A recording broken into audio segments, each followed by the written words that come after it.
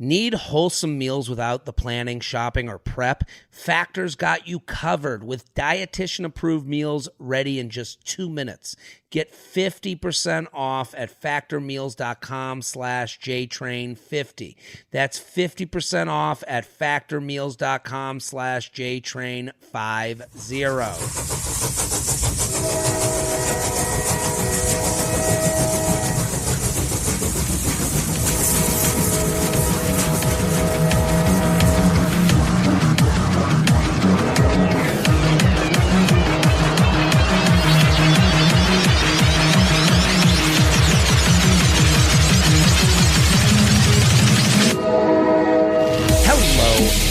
Welcome to the J-Train Podcast. This is J-Train, Jared Freed, coming to you live from Raleigh, North Carolina. That's right.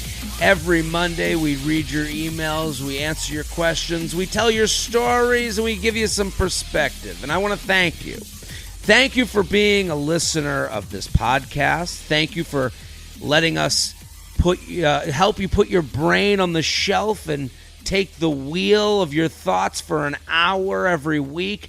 And thank you for sending your emails, jtrainpodcast@gmail.com. That's jtrainpodcast@gmail.com. We like a lifestyle question, a dating question, a friendship question. We love something we can really sink our teeth into, gnaw at the bone of your issue.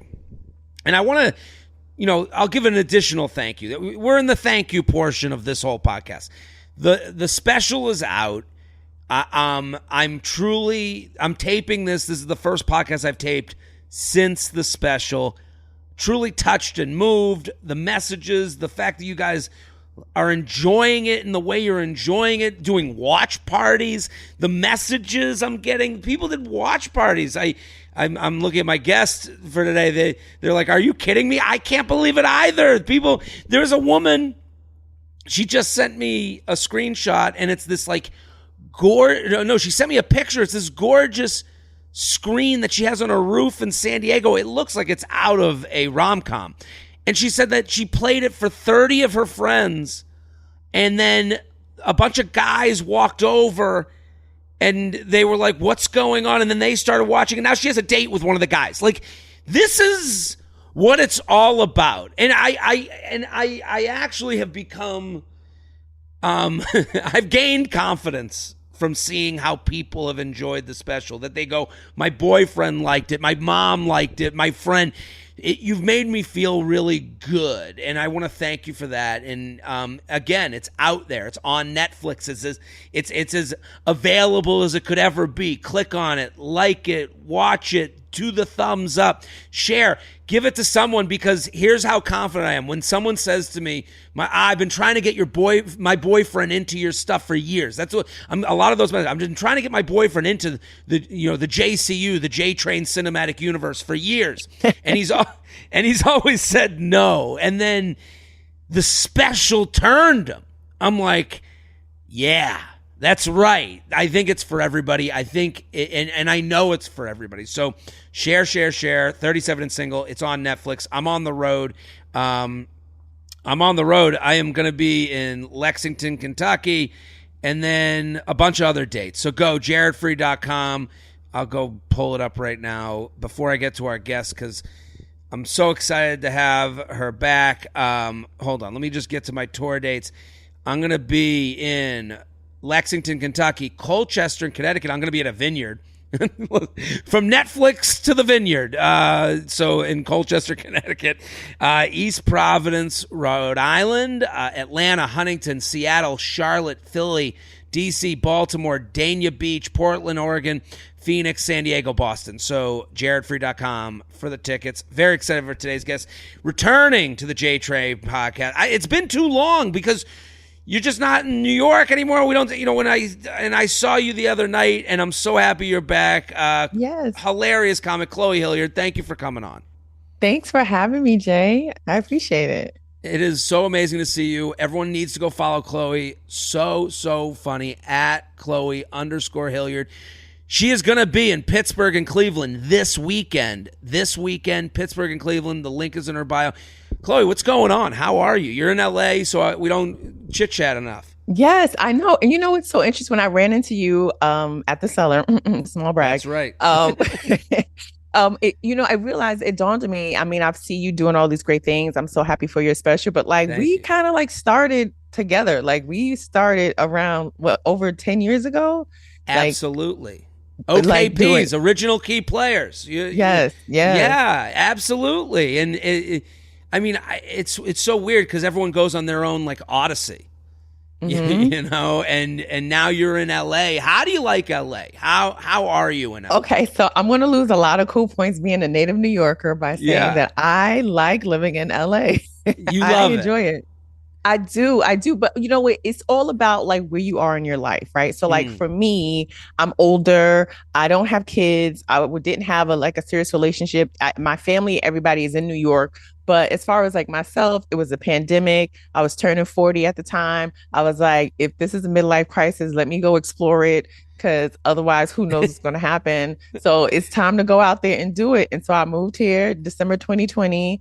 And immediately I was like, oh, I should have left New York a long time ago because when you are a native New Yorker, we tend to convince ourselves that New York is the best place to live. But I hmm really have come to find, having now lived outside of New York City, that is PTSD talking. I And so I agree. I agree. And so when Like, you get a chance to live outside, you're like, oh wow, New York is a hard place. Like, and we mm, just tell ourselves if we can make it here, we can make it anywhere. And that is torture. right, we're putting ourselves through it. It is a city of rationalizations. Yes. It truly is. You go, even it was the other day, and you have to walk in New York City. That Yes. is your legs are a mode of transportation, so to Mm-hmm. speak, and it's an option. And LA, it's not. You're just not going to walk anywhere. It's And not an option. it's just not an option. And it was the other day, it was like raining, but like not enough rain to not walk, like, and enough rain to annoy you. And I made like a TikTok about it. I'm like, this is like the worst. Like, it's just one of those things where you're like, I'm now going to have to change midway through the Mm-hmm. day. Mm-hmm. I'm now the look of that, whatever look I thought I was going out with ain't the look I'm finishing the day with. And it's like, and then you go, but I love living here. It's like, no, no, no. What are you talking about? I just had to What deal you with got, yeah. elements. What you got to ask yourself when people like, I love it. Like, it's either people who are not from New York who live somewhere that's boring and have one stoplight, and they're like, oh my God, there's people walking around and they Right. dress really fun and fashionable. Like, I see on TV, and here's a coffee shop, and here's a three-legged dog. And, Right. like the homeless man knows my name. Like, I feel like I'm a part of it. And then, there's people who are there and they're like, this shit is hard. I don't want to talk to anybody. I don't want to make any direct eye contact. I'm going to my job. I'm going to do that. And then when I get home, it's a train ride. And then I get home and I eat something and watch TV and I do it all over again. And it's like, there's really no room for like just like fun stuff in New York because everything is a commute, everything is a walk. Right. You have to factor in like if you're meeting someone at 10 o'clock, you have to factor in time, travel, incidents, police investigations, like all of these things before you get to where you got to go. Right. And then you go like, and I still live there. And I'm saying like, I know how I'm okay admitting some people just aren't okay with admitting like, yeah, we make a lot of like cuts in our life. The rationalization is because I've said this on the podcast before. My mom, if I tell my mom I have a new apartment, she'll be like, does it have a parking spot for you? And I'm like, are you out of your fucking mind? Like her questions to her are completely normal, and to me are like, what? I'm not a Yeah. Rockefeller. What are you talking about? Listen, when I moved out here and my place is great. I have a 2 bedroom, 2 bath, washer, dryer, dishwasher, 2 parking spots, like a I mean, rooftop deck. Like, this is. I mean, you'd have to be a billionaire. That is a yes, billionaire. yes. Dating anyone, seeing anyone. You know what? I like what you said. You said something very specific. You go, if this is a midlife crisis, let me feel this out. I love that perspective because I think like that's a good way to like own the energy. Like I gotta move. This is probably some form of acting out, but like let's live in it. Like I like that Yeah. perspective. You have to, because I think a lot of times we get stuck, right? We get stuck in feeling like, well, the resistance is the fight. And it's like, no, the resistance is the push to get you in the direction that you need to go. And I think a lot of times you can feel it. I'm sure there's been moments in your life and relationships and career, everything where you're like, this doesn't feel right. I feel like I'm stuck. I feel like I'm fighting. I feel like there's like pressure in my chest. I don't know. Like, I know I'm supposed to be doing something, but it feels weird. And I think a lot of times instinctively we go, well, let me fight this feeling off. And it's like, well, actually, let me see what this feeling is about, because maybe it's like prepare me for something that I'm not aware of, or that I would never have thought of on my own. And the universe and God and family and friends and the plants and the trees and the birds is like, bitch, go that way. That way. So it's a great perspective. I was just the way you said that, because it's like there's like, oh my God, I'm about to have a midlife crisis, or it's I'm living in my midlife crisis. Like I'm trying this on for a second, and it's not bad. It wasn't. No. Look at me. It's been great. It's been the most transformative thing to happen in my adulthood. I moved to LA. It was the pandemic. Everything was shut down, but I was still able to go outside because the weather was nice. So that was different than being in New York. I was able to start hiking. I've gotten into like more like health and fitness. I'm doing Pilates. I've lost like 60 pounds. I cut my hair. I've dyed it blonde. Like I've got my first like television producing job. Like I've been Emmy nominated 3 times. Like in 2 years. This is crazy. This is amazing. I love everything you're saying. I hope people are listening, because there's someone listening right now. They're like, I don't know what it is. I got to do this thing. I think I got to do this thing. And then you fear the unknown of what that thing is. And moving to LA for you was that. Now 3 Emmys later, you're like, fuck yeah. Why would I do anything other than what I did? Yeah. I just want to say I was nominated. I don't want people thinking I'm lying about having Emmys. 3 nominations. To me, that's an Emmy. I'm like your parents. Like you have an Emmy. The nomination is all that matters. Parents. When parents retell a story, oh my gosh, they're like, so she created the Emmys. Have you heard of them? She launched them herself. That is when parents tell your story. It is like, and you're like, okay, we live in a world of Google and fact check. Like we're like, someone's going to say I'm a fraud, but I'm so happy you're here. Everyone go follow Chloe at Chloe_Hilliard. She's going to be in Pittsburgh and Cleveland this weekend. Go to the link in her bio on Instagram. Go get tickets. You're going to have a fabulous time. Her book, Fuck Your Diet, it's out there. Her album, Big Dick Energy, it's out there. This is the beauty of life in 2023. There's bad things in 2023, but let's look at the positive. You can literally pause this right now and have a whole Chloe Hilliard day. Like, that's an amazing thing. So let's get to the emails. jtrainpodcast@gmail.com, jtrainpodcast@gmail.com. Send in whatever you'd like. Are you ready, Chloe? Yeah. Let's solve people's problems. Comments about my sister, Jared. Love the podcast. I have an issue I wanted your opinion on. Not sure if you've ever touched on this topic or not, but here it is. I have been with my boyfriend for 3 years, lived together, and are talking about future steps, getting a dog, engagement, etc.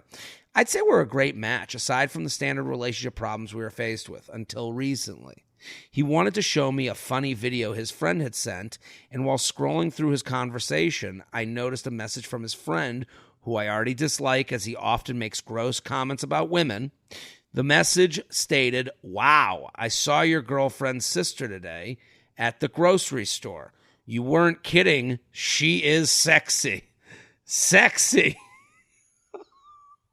This is an unexpected text for your girlfriend to see. Like this friend is a liability. I'm sure this friend is someone. Okay. So then she writes, I immediately asked what this was about. What do you think it's about? He thinks your sister's hot. He said, when we first got together and my family came up, his friends had asked if my sister were attractive, to which he stated, yeah. I feel like he is easing the severity of what likely was said, and I am straight up grossed out. My sisters are beautiful. That's not what he said. He said they're fucking hot and sexy. But hearing this also made me feel insecure to have my boyfriend be anywhere near my sisters.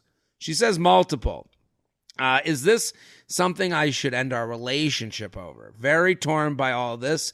Any insight would be helpful. Thanks. What do you think, Chloe? I think there's something missing in the middle of this. I think Okay. that the friends probably asked the boyfriend, like, are her sisters hot? And he was like, yeah, they're hot. I mean, yeah, they're hot. Like, I'm not, I don't want to fuck them, but they're hot. And that friend, the one that's problematic, it was like, he's the one that amped it up when he saw her and he was like, yo, she's fucking sexy. Also, sexy is such a weird, like, sexy is such, no, people don't use sexy anymore. They say hot. They say like cute, like I bang her, but like sexy, like was she in the grocery store, like, filling the melons? And he was like, oh my God, she's fucking sexy. So I think that friend is problematic. I think the boyfriend, I don't think the boyfriend wants to fuck her sisters. I think the boyfriend was like, he's cute. But when you say that, cute means I would fuck them anyway. So you just have to like take the context. That's hard. Yeah. Like, if a guy says cute, they would fuck. Yes. where so, and that's the ickiness of men. She's been put face to face with the reality that she'd rather not see, which let me just, say to her, she's right. This sucks. Like this isn't fun to find out. On the other side of it, it's not fun to find out like a friend doesn't think your significant other's attractive. Like all thoughts on the of friends and not attractive, all these thoughts are kind of things you don't want to hear. Like I've had people in the past, what do you think of so and so? And I'm like, ugh, they stink. And then they're like, well, we're dating. And I'm like, I meant in like, the not dating way. Like, what are you supposed to say? And you're done. I will never be forgotten for that opinion because I would never forget. So let me just say to her, her feelings aren't crazy, but I'm with you, Chloe. To end this relationship to me would be wrong. Let's take him because it's interesting. She does. We have to take the facts as she wrote them.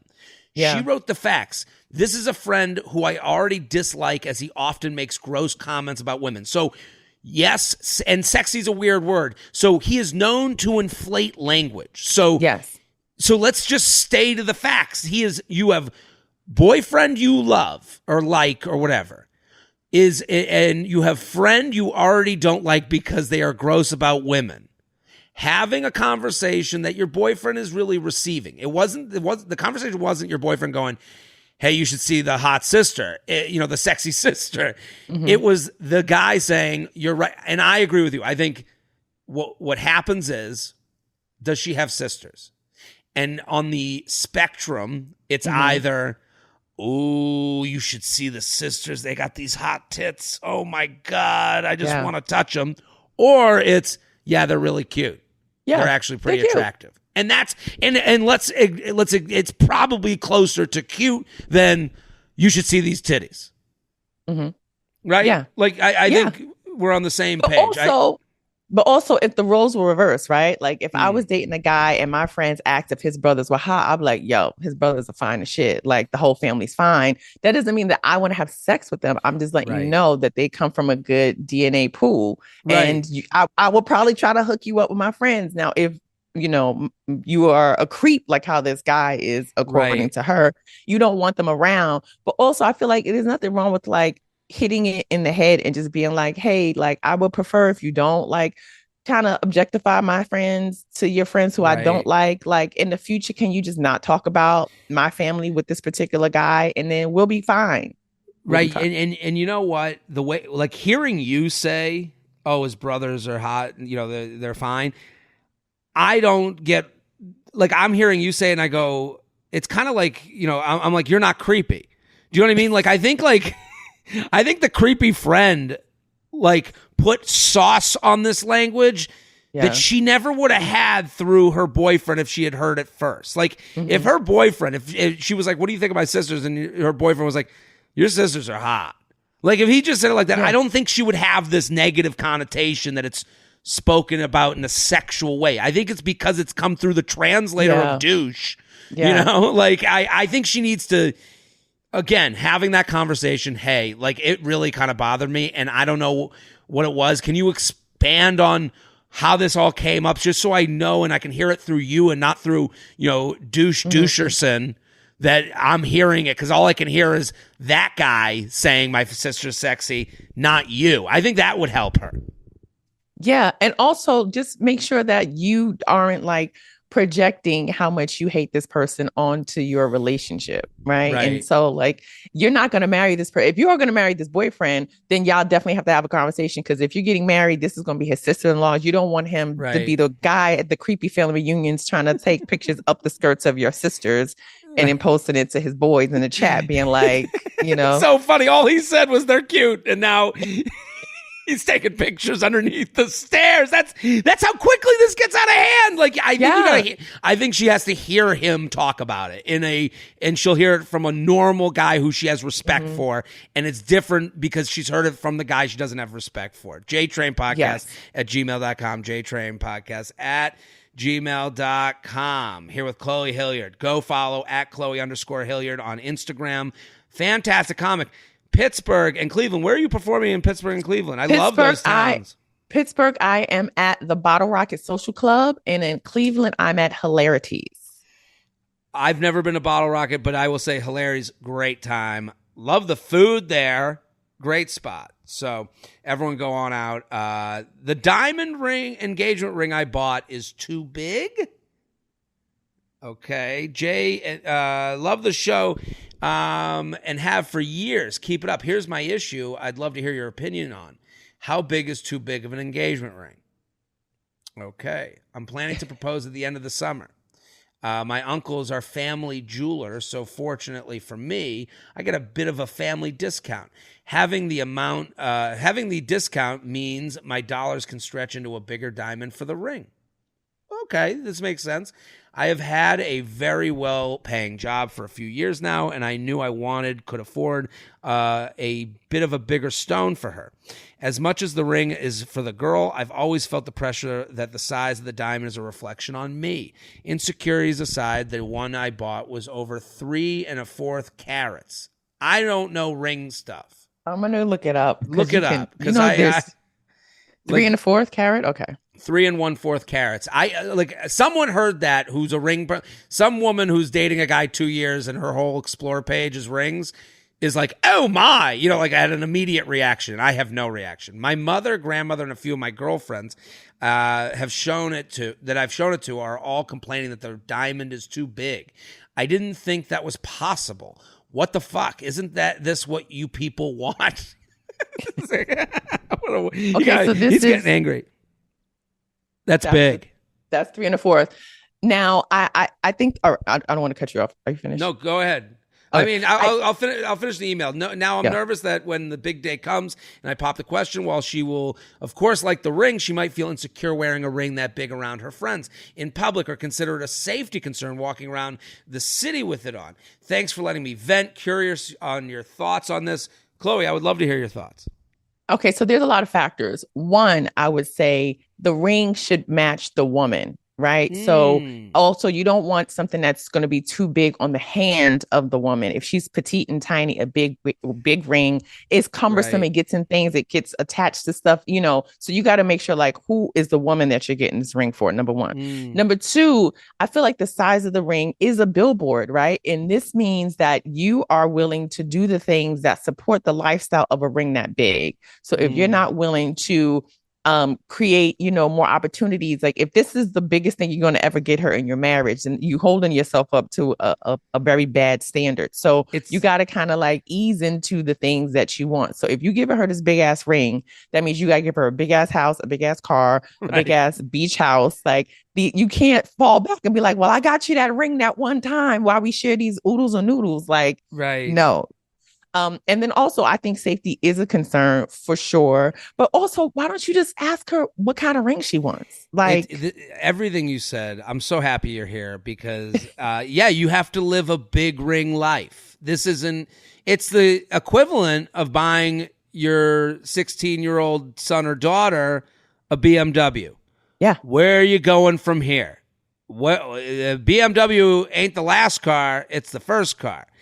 It is, so that's a big part of this, and it is interesting because your first thing on the list was, will it fit the woman?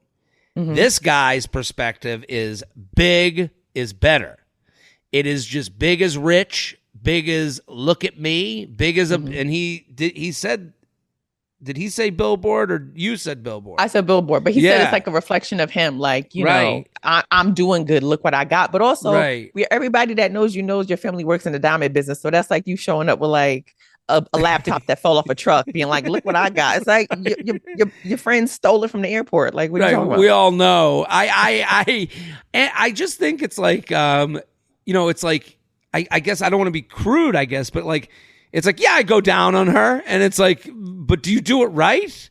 Yes. So like, there's a little bit of that to this, because I do understand, like, because my perspective is, yeah, here's a big fucking rock, and wave it around like it's, the championship trophy. We did it.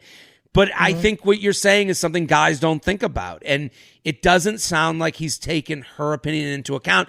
And when you went to these women, they're not trying to like, it is like, I don't think your sisters and your grandmother, and a few of your girlfriends are trying to like lessen you or, dull your shine, so to speak.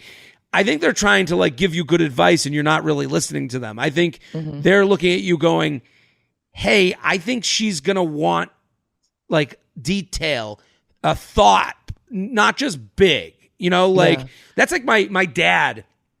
My dad, we went to a restaurant, and he was like, I was like, what did you think of the food? And he's like, I want the burger to come off the plate. And I'm like, what? Like, how did it taste? And he's like, I just want a big burger. I was like, did you like the burger? And all he cared about was that the size of the burger. And it's just a very male, like, I want to more and extra. I think what he needs to do is, because he has the uncle, he's actually in a lucky position. He can go and return it or figure out a different ring.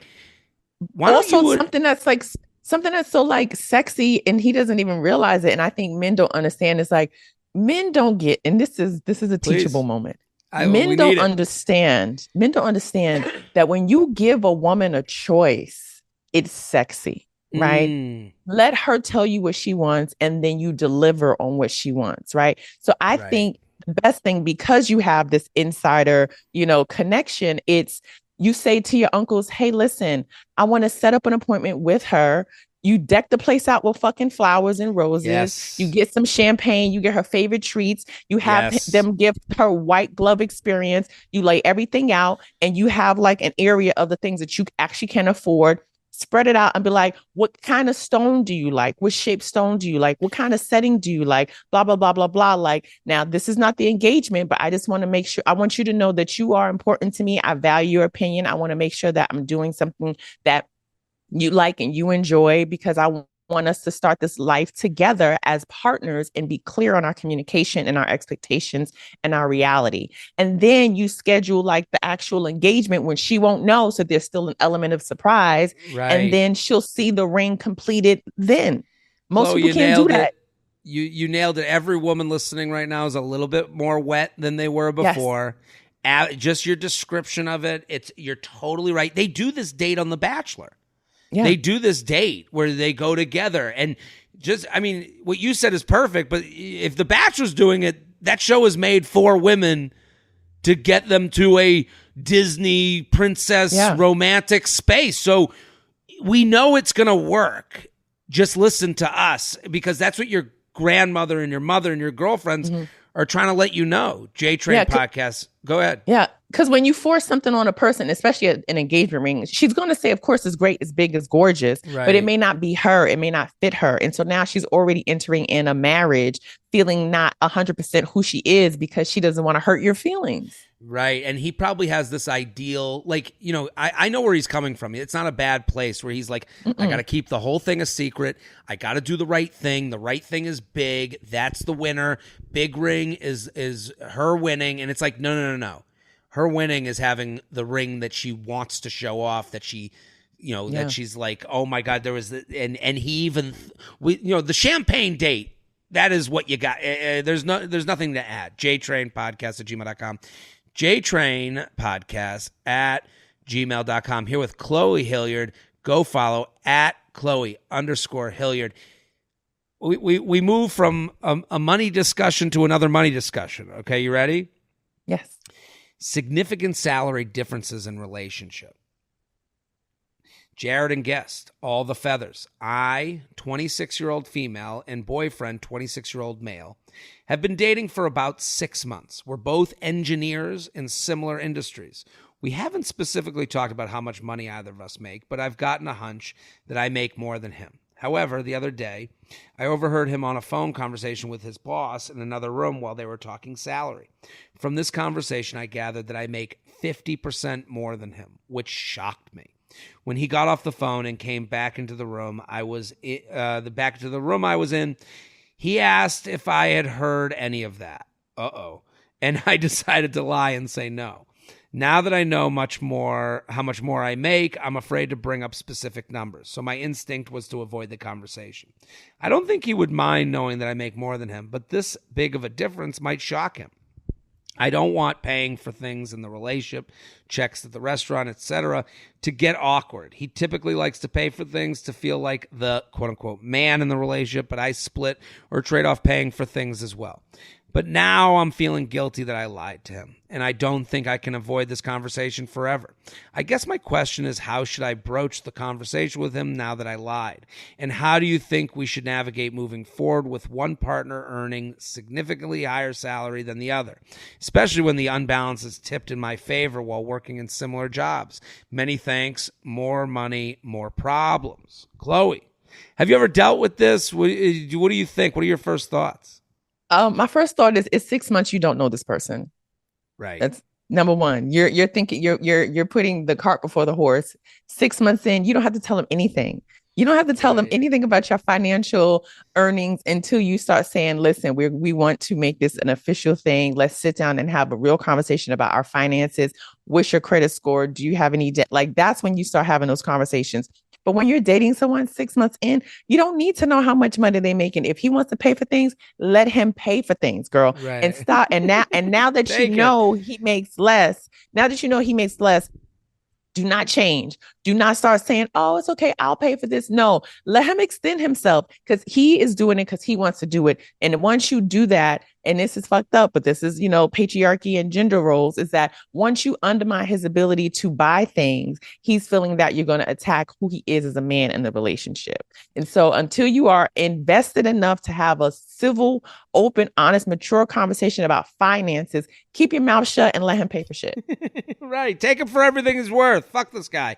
No, I agree with you. Context, nuance matters, right? Like, you're 26. And again, it's very funny that this is coming from an engineer. This feels like very, I gotta, the engineer in them is showing.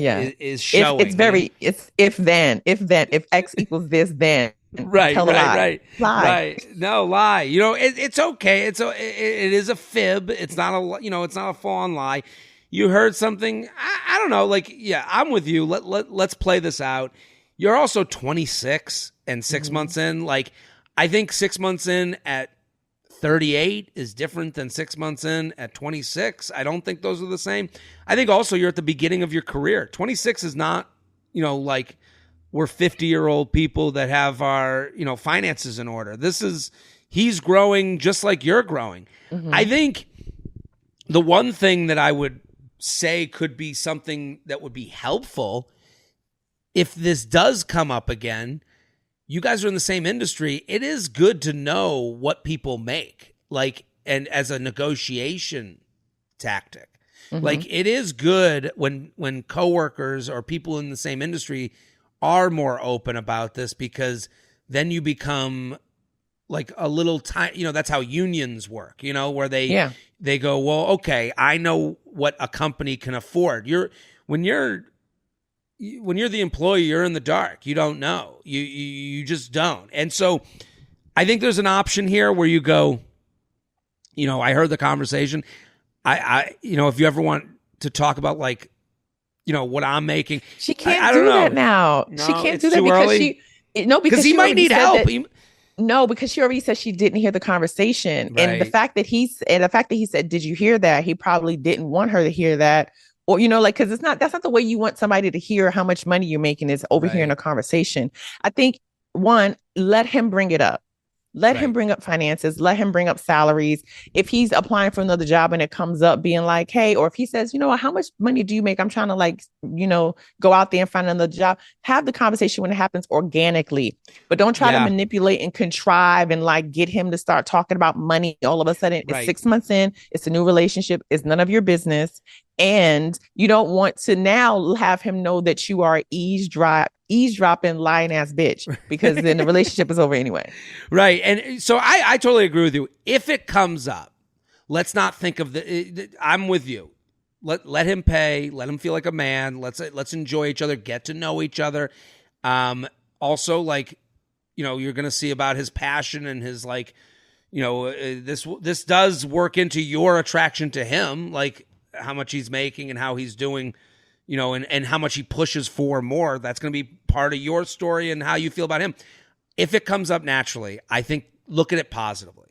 That's my one thing. Like if he says, well, how much, I'm looking for a new job and hey, I would say like, hey, I can help you, let you know what I'm doing. And if that should happen, jtrainpodcast@gmail.com, jtrainpodcast@gmail.com.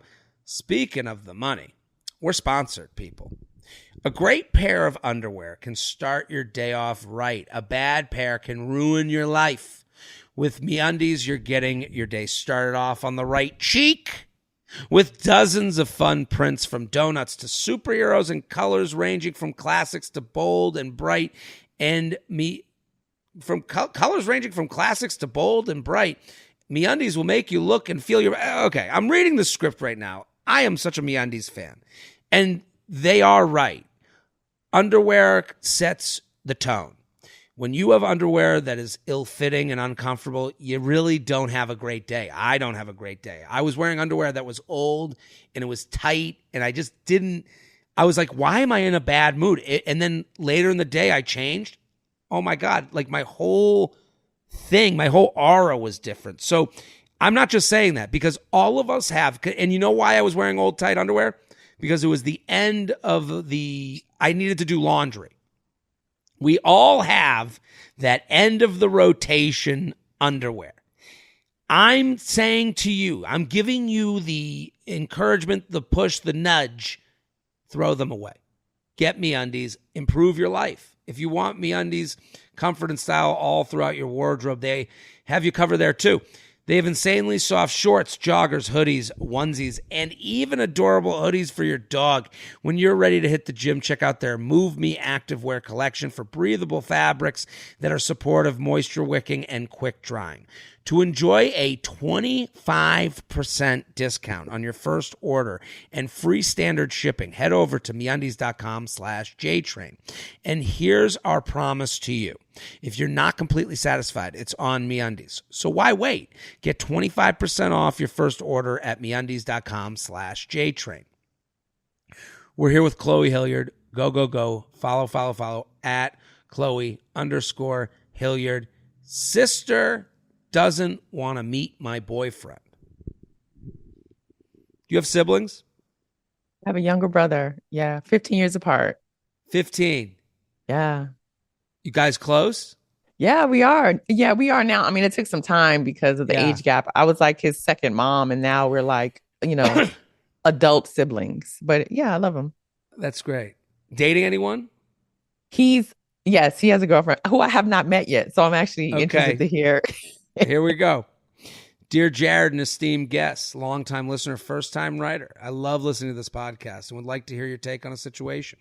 Here's some context. My boyfriend and I get along very well. He's kind, gentle, and goes out of his way to help others, all qualities that I admire. We are very compatible in our values and lifestyles. We handle conflict well, and our vision of the future is aligned. He is exactly the kind of person I want to spend my future with. The one rather unique quality of our relationship is that we have a significant age gap. He is almost 18 years older than me. I am a 24-year-old female, and he is a 42-year-old male. Okay, so she set us up.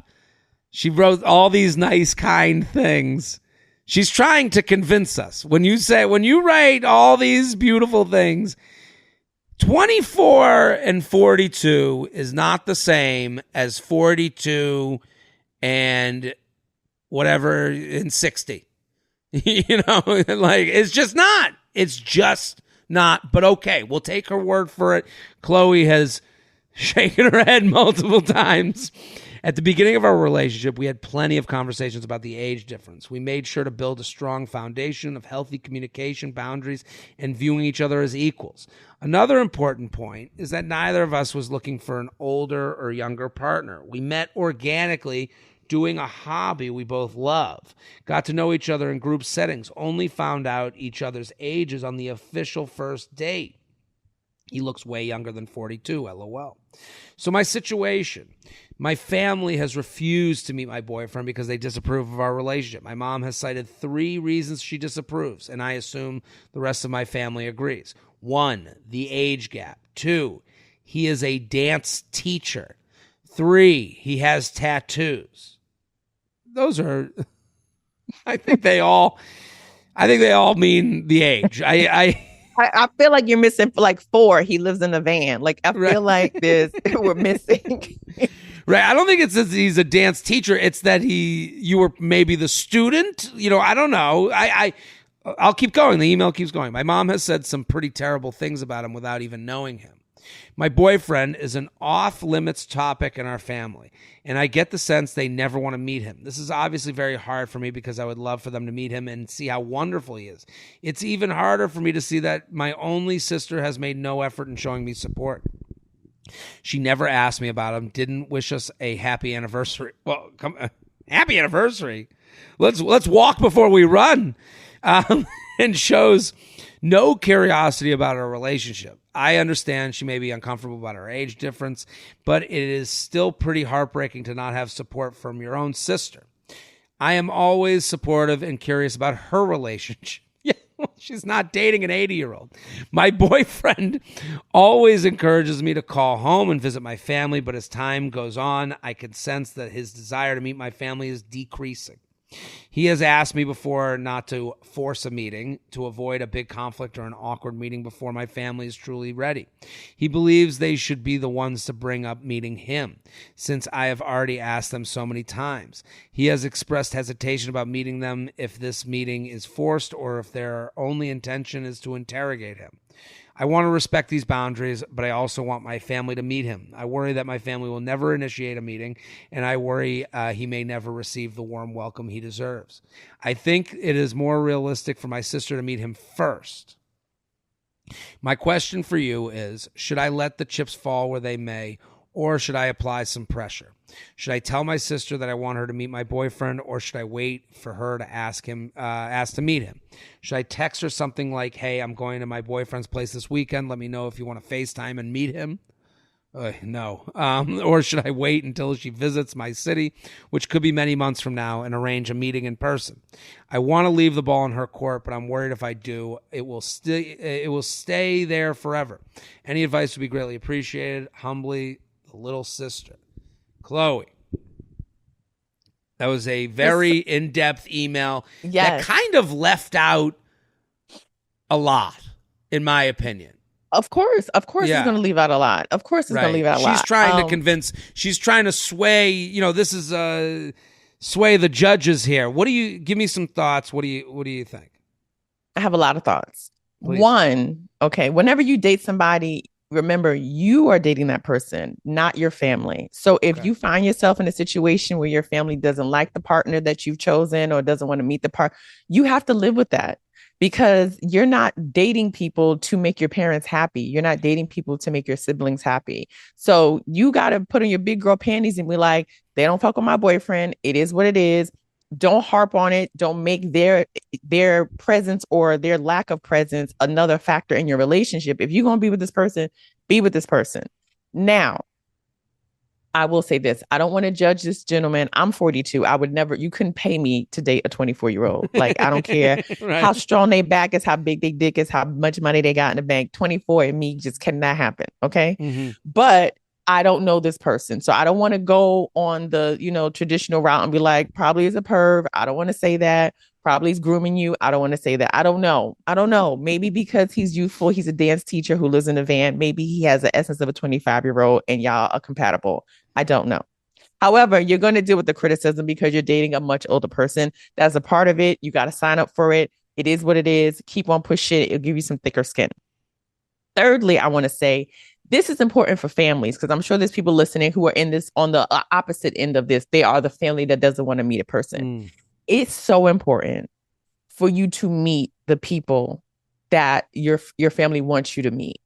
And even if they don't want to meet, if they don't want you to meet them, fine. But like if they're saying meet this person, you should actually meet the person because it gives them, you get an understanding of like, who is my sister spending time with? One, it's like, is safety wise, is he a creep? Let me find out. I need to be able to fucking pick him out in a lineup. I need to get his information. I'm gonna become low-key your best friend because I need to keep tabs on you because I don't trust you.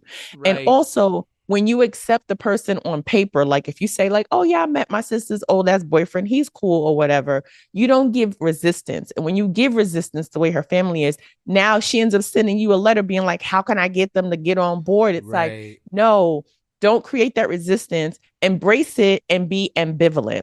I met your boyfriend. Seems cool. Wish you best of luck. All right. So we going to get some pizza. Like, don't even make it a thing because now she's going to obsess over how can she get her family to accept her boyfriend. And then what happens when her family doesn't show up, which I think the family should at least meet the person. Then it's going to be like, it's me and my old ass boyfriend against the world. And now she's going to get 10 toes down into this relationship. And it's going to be like, fuck my family. It's only him. She's going to gravitate to this person that they don't want her to be with. And now she's going to be stuck like a magnet. It's going to be hard to pull them apart because when you do show up as a family and say, we're here now, she's going to say, it's too late. I'm already married with a baby with this person because y'all didn't want to fucking meet them. It's like, so families, when you give resistance like this, you're creating a bigger problem and it's going to be harder for her to move on. So the best thing that you can do is meet the person that you don't like and like them or be nice to them because then they like, wait, you don't dislike them? Maybe I don't like them anymore. It happens. It does happen. And I agree with a lot of what you just said because it is funny. I didn't think of it that way where it's like, because it seemed that they were avoiding the issue, but avoiding it is creating the resistance that you're talking about. Like, because to me, the way she's talking is delusional, and it is, and from the family's perspective, if they had just met him and they got together, and then after the meeting they sat her down, they'd be like, okay, we'd get a bad vibe. Like if they had done that after meeting, like, oh, you have a new boyfriend, 42. All right, bring them over. And then they, come over, they have dinner, and then they leave, and then you go back over and they go, we got to sit with you. Something is off about this guy. Then you could, because what she's doing is she's going, my mom has cited 3 reasons. It's like the age gap, he's a dance teacher, and he has tattoos. That's not the reason. Those are the assumptions that have been made. And you're going, they don't know him. So how could they get mad at him? So you're going, they don't know him. They're afraid to even meet him because they're like, I don't even want to like deal with this. Like it's hard to look our daughter in the eye to feel like she's been tricked. So everyone's just afraid of like getting into the issue. So they're avoiding, like when she says, I do think it's right to start with the sister. Like, I think that's like a good play. But when you say, should I say, hey, I want to FaceTime with you? Like, what? No, there's an issue here. You're not even acknowledging it. Like and I think from the emailer, because she's the only one we can speak to, she has to empathize with the idea that this is weird. When you say, my mom's mad at the age gap, yeah, of course she's fucking like upset about the age gap. What do you, like, 24 and a 42-year-old, like there's, and I'm not saying it, because then someone raises their hand, they go, well, my uncle and my aunt, it's like, no, this is extreme, okay? Because 42, 24, you go, what do you have in common? And again, the hobby thing, dance teacher, are you in the class? Are you a fellow teacher? You said it's a hobby, so I'm assuming this isn't your career. Like the dynamic there, it's all a little bit icky unless you go over the house and, again, like the ignorance, the ignoring it is creating the resistance. You're totally right. So, yeah, I don't know what she should do. Like, well, and listen, I'm also someone where my family getting along with my significant other is important to me. I mean, of course. I mean, look at your family. Yes, of course. Like, she has to like get through the 7 rings of fire before she can sit at your mom's table. But that's the culture of your family, right? And so some families are like that. Like my family, like they don't care. Like, my mom told me, she was like, I don't want to meet anybody until you're serious about them. Like, don't just be bringing people around. And I kind of stuck true to that because it's like, I don't want to get y'all invested. I don't want to be invested. Right. This is not somebody I'm serious about.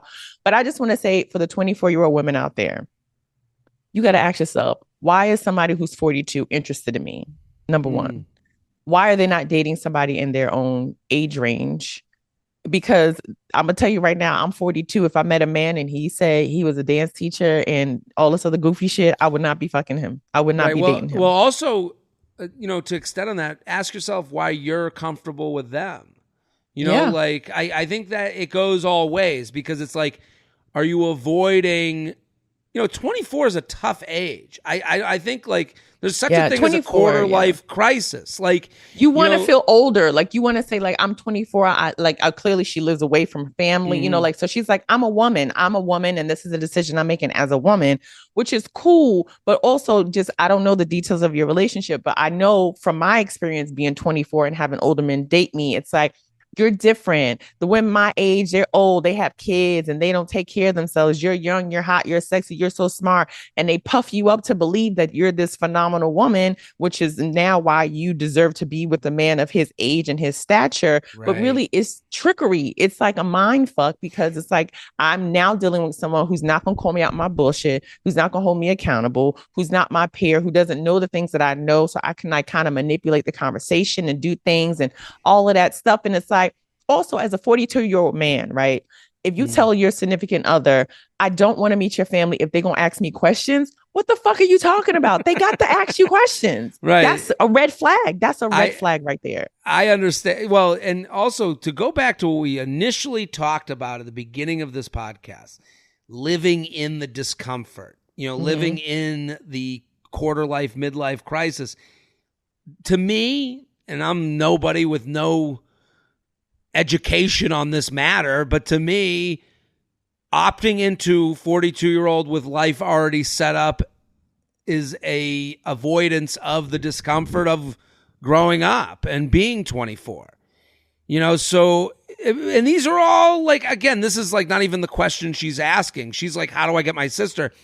I think you got to talk honestly with your sister. Hey, not forget the meeting. Hey, sister, you got to talk to me reasonably. What's going on? You don't want to meet him. Give me what you think, what your fears are. I'll give you my fears, what I think. Because right now they're doing side door conversations. She's trying to avoid the front door conversation, which has nothing to do with him. It is, I want you to meet this boyfriend and you're being mean. Oh, well, I don't want to. I've opted out of this because it's uncomfortable for me, because everyone, that's why I don't talk about it. She just, the idea that her sister is avoiding it and she can't believe it. You can't believe it that your sister doesn't want to deal with, doesn't want to make things uncomfortable with the parents she loves and the sister she loves. Like, you got to start, this emailer needs to start living in reality and stop avoiding the actual conversation. Yeah. That's what it feels like to me. We can make it about the 42-year-old boyfriend, but it's about this person who doesn't want to talk to her family have a hard conversation. Yeah. And you need to have those hard conversations, because that family more than likely is going to be there for you when this relationship ends. And you're going to want to make sure that you don't miss out on that communication and that sisterhood and all that stuff. So yeah. JTrainPodcast@gmail.com, JTrainPodcast@gmail.com. Here with Chloe Hilliard. Chloe, you're fantastic. Everyone go follow @Chloe_Hilliard. She's going to be in Pittsburgh and Cleveland this weekend. The link is in her bio, ChloeHilliard.com. We got time for one more. Is that okay? Yes. Let's do it. Gassy Girl. I love this. I love that we really go to every topic. I mean, we got serious emails. We got gassy girls. Maybe this is serious. I don't know. Jared, an esteemed guest, many feathers to your nuts. Thank you. I have a bit of an embarrassing IBS girl problem, but I honestly think it's starting to get in the way of my dating. I've been single for 3 years, and I refuse to have sleepovers with guys I'm seeing or sleeping with. Having to hold in my gas, read farts, and then she did a melting face emoji, gives me such extreme stomach pain. It's just not worthy to sleep over. I literally get so uncomfortable, I can't sleep at all.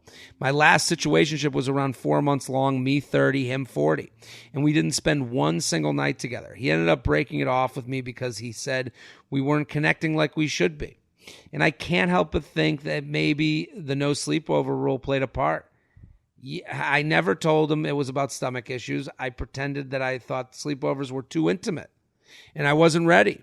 We were obviously still having sex, of course. And this is how things go with anyone I'm seeing. How do I get over this? I can't just do the toot in the bathroom in the middle of the night thing. My apartment is small and you can hear it all. I want to stop having such anxiety about this, but the actual physical pain is too real. And of course, my family doc is no help. Any thoughts? I know you're an IBS dude too. Okay. Is this something you also, me? Is this something you also struggle with? Please help a gassy girl out. Yours, too much tootin', betch. What do you think, Chloe Hilliard? I am a farter. I don't know if I have IBS. I think if I eat the wrong things, it's a worse night than when I eat the right things. Chloe, what do you think? Well, so I'm not well versed in IBS. I know irritable bowel syndrome, but like, are there things that you can avoid in your diet that will reduce the flatulence, or is this just a part of the whole thing? Because I think that if you tell people up top, not up top, but like say 3 dates, I think 3 dates, you say, I think I like this person, and be like, listen, on the date at the dinner table, like, I have a disease. You got to be like, I have a disease, I have IBS, and this impacts my life in these ways. And so because of that, I'm a little apprehensive about doing X, Y, and Z. Like, just say it. Because if they say no, they're saying no when you being weird. Like, what's weird to a man is a woman who says sleeping over is too intimate. Bitch, you sound like a serial killer. You sound like a murderer. That's the one. It's like solving your bobcat issue with a tiger.